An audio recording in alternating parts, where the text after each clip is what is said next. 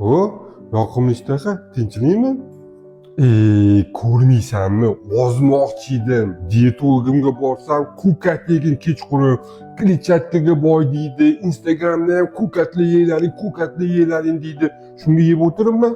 Axir bu yolg'on haqiqat-ku. Bu nima degani?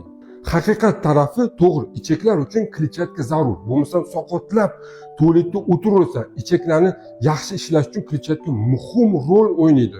Yolg'on taraf, iste'mol qilayotgan mahsulotingni olaylik.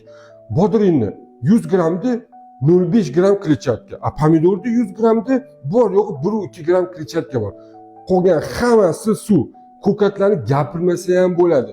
Uni normasini keltirish uchun yarim qoplab ko'kat yeyishing kerak. Xo'p, nima qilay? Nima tavsiya berasan? Diqqat bilan qara. Nomer 1. Kletchatka bo'yicha 100 grammida 34 gram kletchatka bor. Oltin donlar, chiya urug'i bo'ladi. Birinchi o'rinda turadi. O'zining tarkibida 34 gram kletchatka saqlaydi. Agar har kuni kechasi 1 stakan qatiqqa 2 osh qoshiq chiya urug'ini qo'shib, yaxshilab aralashtirib iste'mol qilinsa, nafaqat kunlik kletchatka normasi, balki ayol va erkaklarni gormonal foni yaxshilanadi, sog'lig'i tiklanadi.